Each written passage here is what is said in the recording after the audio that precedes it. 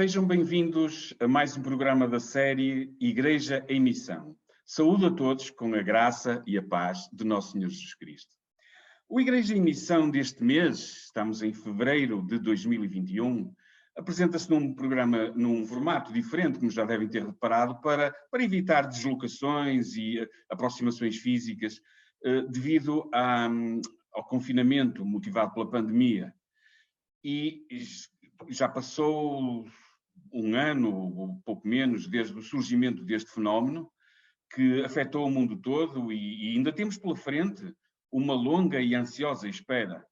Assistimos, principalmente desde o período do Natal, a números que nos assustam, que entram todos os dias pelas nossas casas, que vêm dos meios de comunicação, limitações que não estávamos habituados, a abertura e fecho de atividades, imagens dramáticas de lares e de lares de idosos e de hospitais, casos de desemprego e de outros efeitos que esta crise económica e social e que parece que só tendem a piorar. Tudo isto são notícias que criam instabilidade nas pessoas e nas famílias. E, de acordo com o diretor-geral da Organização Mundial de Saúde, Dr. Tedros Adhanom Ghebreyesus, e vou citar, o impacto da pandemia na saúde mental das pessoas é extremamente preocupante.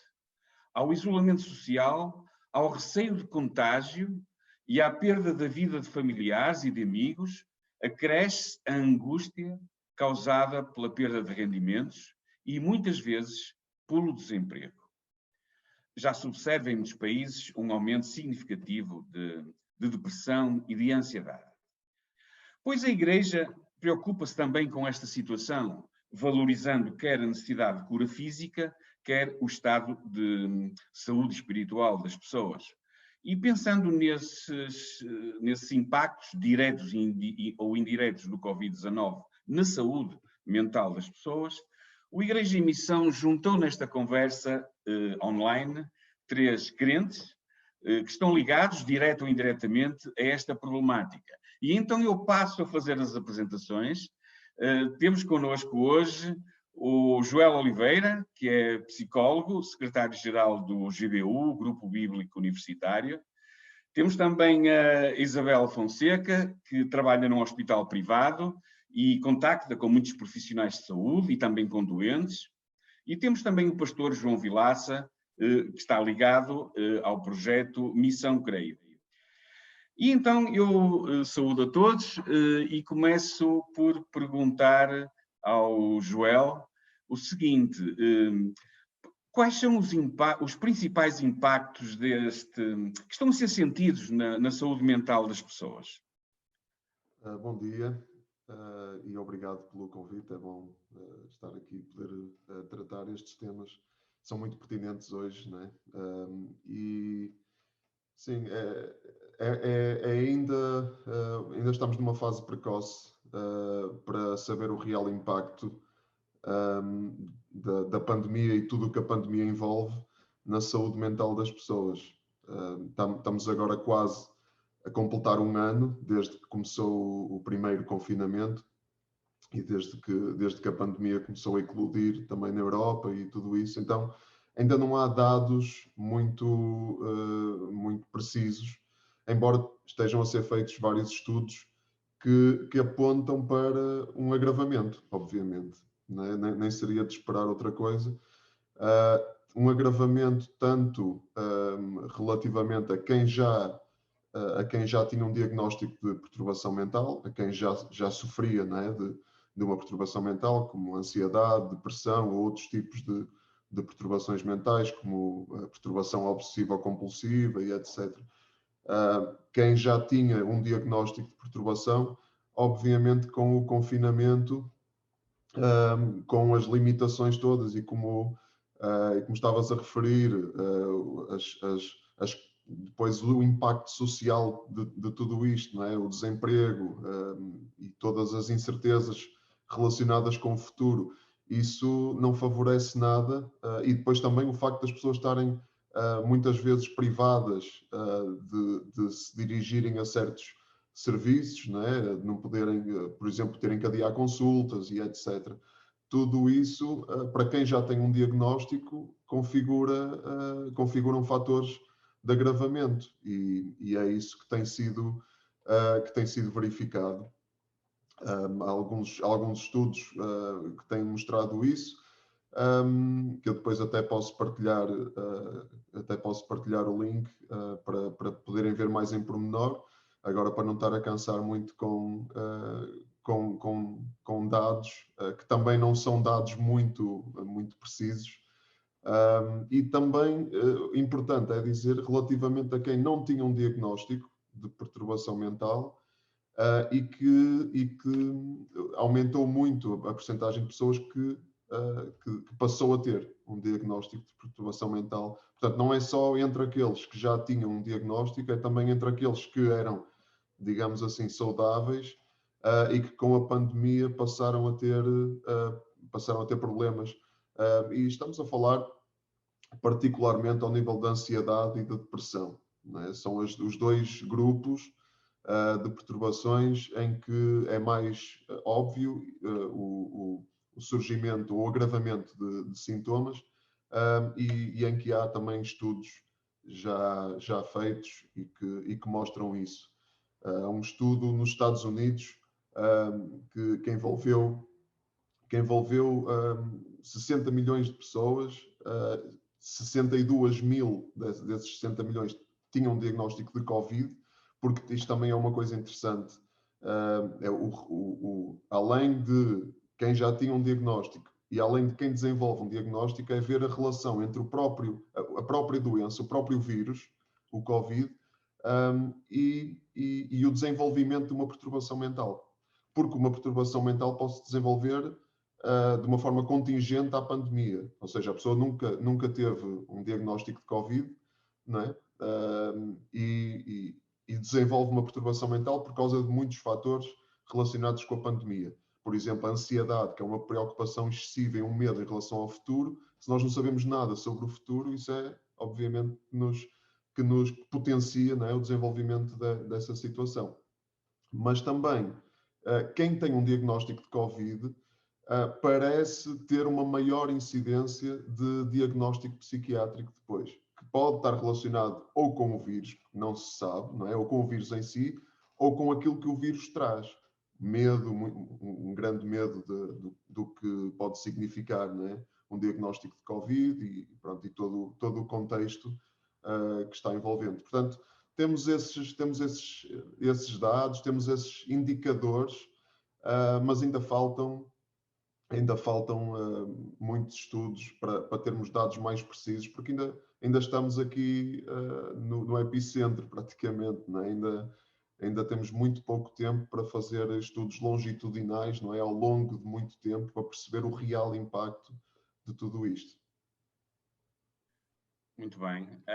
E a Isabel? A Isabel trabalha numa unidade de saúde. E eu perguntava então à Isabel como é que sentes o estado anímico dos profissionais de saúde e também das pessoas que precisam desses cuidados.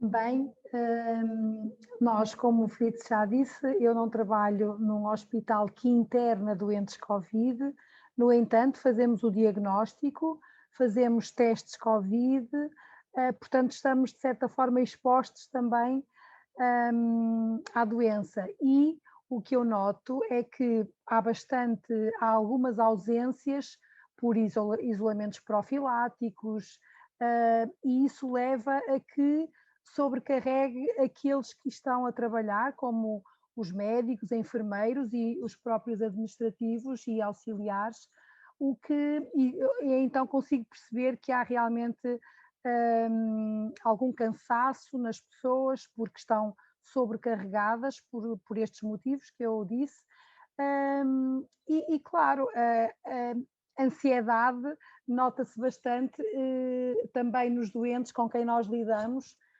Há uma angústia permanente quase em todas as pessoas com quem nós falamos, mesmo não indo ao hospital por causa disso, mas é impossível quase não referir a pandemia e, portanto, eu noto principalmente nos doentes, naqueles com quem eu lido, que há uma ansiedade, há uma preocupação muito grande com tudo aquilo que estamos a viver. Acho que é isso que tenho a dizer. Acho que todos concordam que a informação é extremamente importante.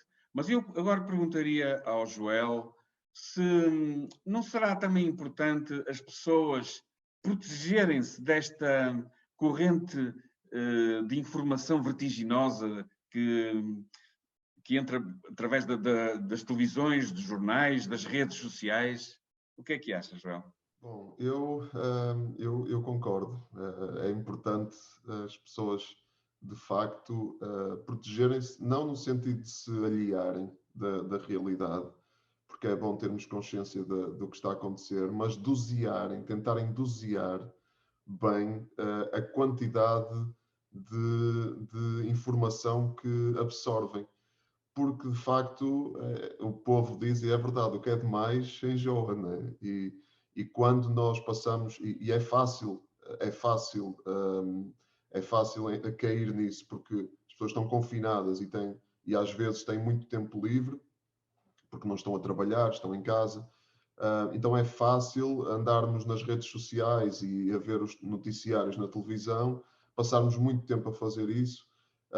E nós sabemos que as notícias na televisão e nas redes sociais também se vão repetindo durante o dia. Quer dizer, nós se dermos uma olhada nas redes sociais, assim, a meio da tarde ou ao fim da tarde, vamos ficar a saber basicamente tudo o que precisamos, se formos aos locais certos, obviamente, isso também é importante, ir assim a órgãos noticiosos, normalmente que são considerados fiáveis, não é? E não andar assim naqueles sites muito manhosos que não se sabe muito bem de onde é que vem e que apresentam assim informação sem grande base, sem citar as fontes sequer, enfim, cria mais alarme do que informa. Então, não é preciso estar do início ao fim do dia naquele ciclo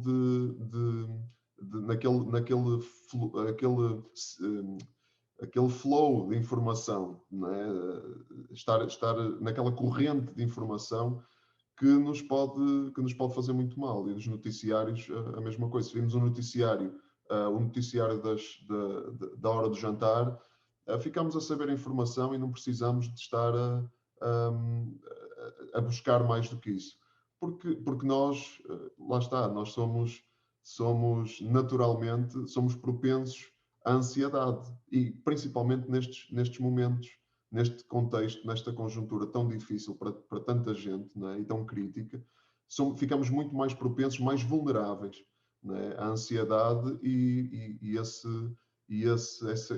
a quantidade de notícias que absorvemos tem que ser doseada, que é para não nos pôr pior do que é necessário, porque as coisas já estão realmente más, não precisamos ainda de piorar a nossa situação, não é? Sim, e ainda um outro aspecto, Joel, a questão do teletrabalho, a questão das escolas estarem fechadas, ou então o ensino à distância, tudo isso é algo que junta as famílias muito tempo em casa, como disseste. E será que isso também, por outro lado, estará a provocar o crescimento de conflitos ou de violência? O que é que achas em relação a isso? Sim, os números dizem que sim. Dizem que há um agravamento e é um pouco como a saúde mental. Tanto nos casos em que já havia sinalização, por exemplo, de violência doméstica, tanto nesses casos a situação se agrava, como nos casos em que não havia sinalização, aparece, né? Porque de facto as pessoas estão concentradas em casa, as famílias ficam concentradas em casa nestes tempos de confinamento, tão intensivo, são 24 horas por dia, não é? Por exemplo, estava a ver uns dados na primeira quarentena que tivemos em relação a 2019, no primeiro trimestre, os pedidos de ajuda por via telefónica e digital aumentaram 180%. Portanto, os números não mentem, não é? E aumentou também o acolhimento das pessoas de vítimas de violência doméstica em casas de recolhimento. Portanto, os números dizem que sim, é também uma situação contingente à pandemia que é lamentável e que precisa de ser objeto da nossa atenção também. Ok, muito obrigado, Joel. E eu agora perguntaria à Isabel o seguinte: nós, como crentes, temos sempre uma mensagem que devemos transmitir às pessoas. E eu ia perguntar-te o que é a tua opinião sobre isso. Em que medida é que a mensagem cristã pode ajudar nestas situações?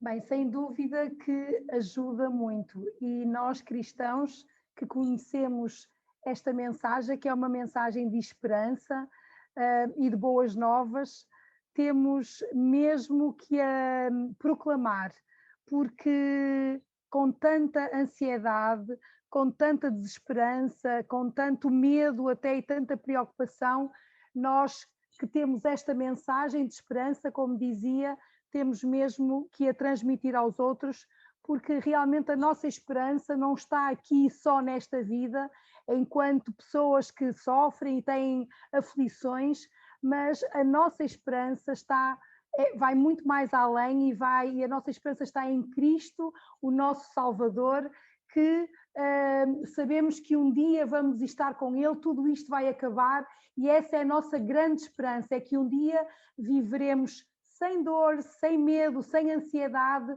junto do Senhor Jesus, o nosso bendito Salvador, aquele que morreu na cruz do Calvário para nos purificar de todo o pecado, para nos limpar, e esta é a nossa esperança e são as boas novas que nós temos para transmitir aos outros, aqueles que estão à nossa volta e bem desesperançados. Nós, pela graça de Deus, temos esta mensagem que podemos dar para animar e com certeza que aqueles que proclamam esta mensagem, a oração que fazem é que ela tenha realmente, faça diferença na vida daqueles que a recebem.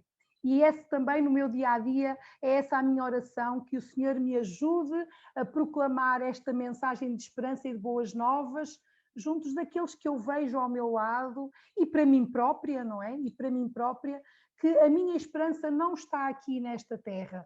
A minha esperança está no que há de vir, na minha vida eterna que eu tenho em Jesus Cristo.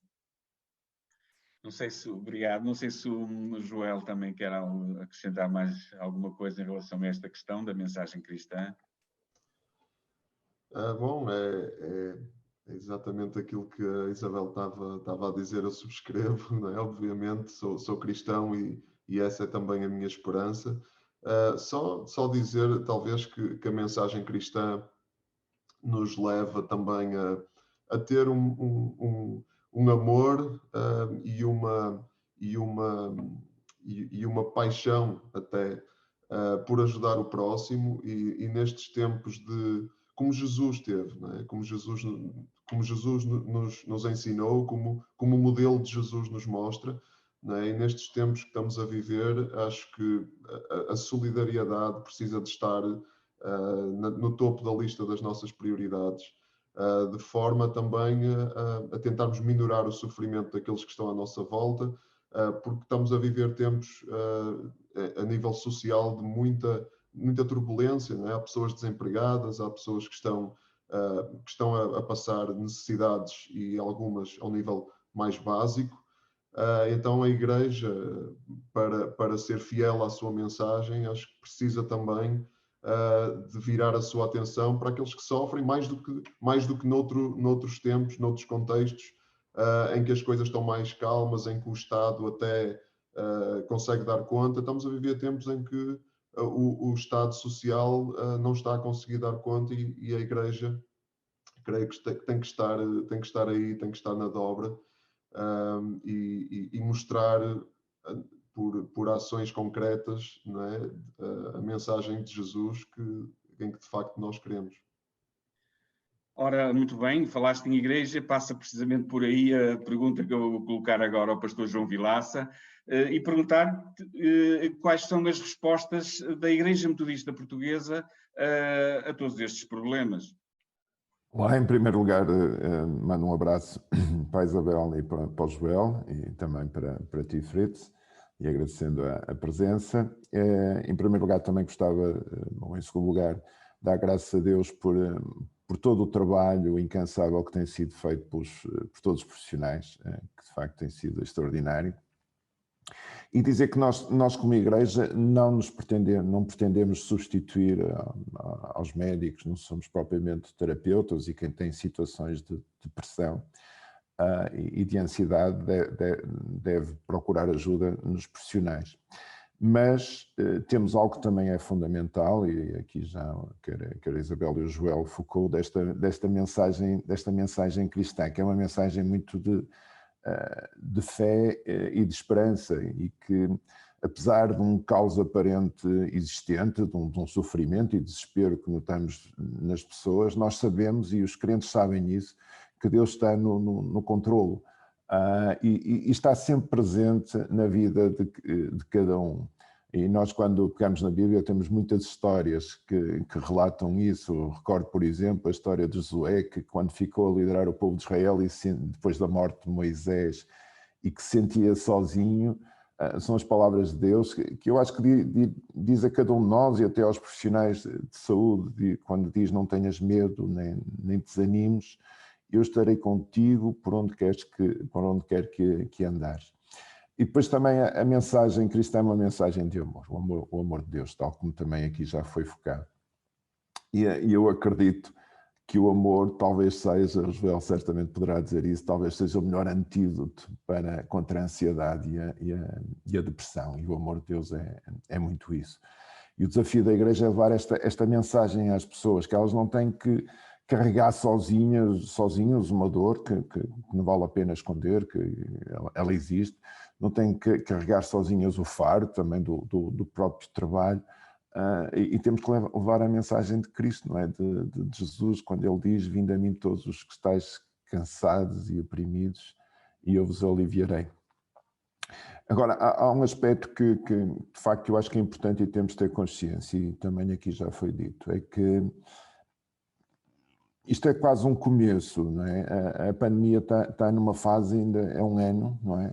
Neste momento há que combater, mas mesmo depois de alguma forma estar sob o controle da pandemia, virão consequências, não é? Por exemplo, as questões de ansiedade e depressão, sabemos que são curas muito longas, mas também as consequências económicas, as situações de desemprego vão ser duras.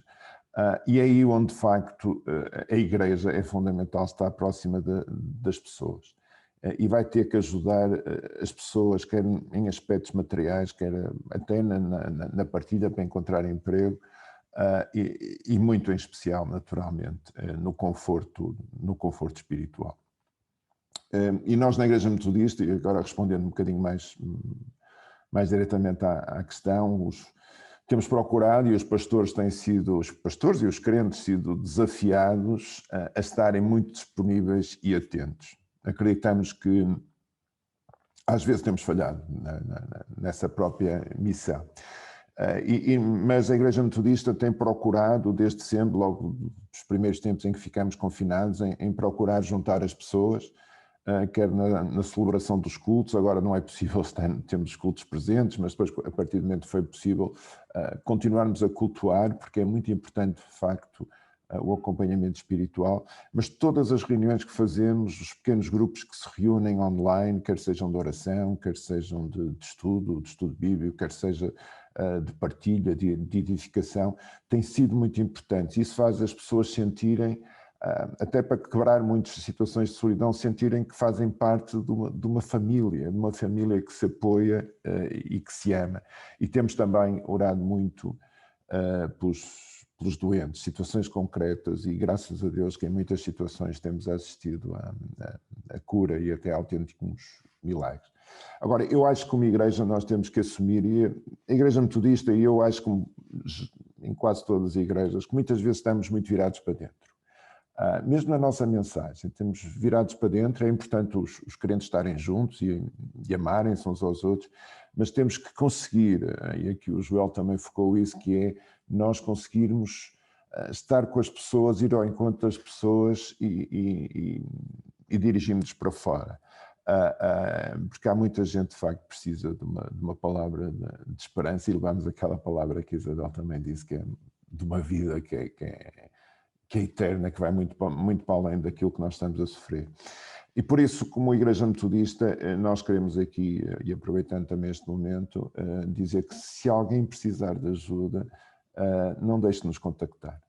Façam, não tenham problemas. Se sentir angustiado, sozinho, se precisa de uma oração, se precisa de falar, contactem-nos e podem mandar uma mensagem, seja jovem ou mais velho, para o nosso e-mail orarjuntos@metodista.pt, ou contactar-nos de qualquer forma, por exemplo, através das redes sociais. Acreditamos que vamos vencer, mas as igrejas têm aqui um papel fundamental, portanto não tenham receio de nos contactar. Muito bem, foi uma excelente conversa, poderíamos estar aqui muito mais tempo, mas este programa está a chegar ao fim. E eu então queria agradecer aos presentes, Joel Oliveira, Isabel Fonseca, Pastor João Vilaça, e também queria agradecer à nossa irmã Manuela Felício, ela é médica de saúde pública e que nos ajudou também com algumas informações. Desde já posso informar que o próximo programa de março terá como tema Como posso ajudar? Espero que tenham gostado de estar connosco e não se esqueçam do seguinte, é que Deus está sempre convosco.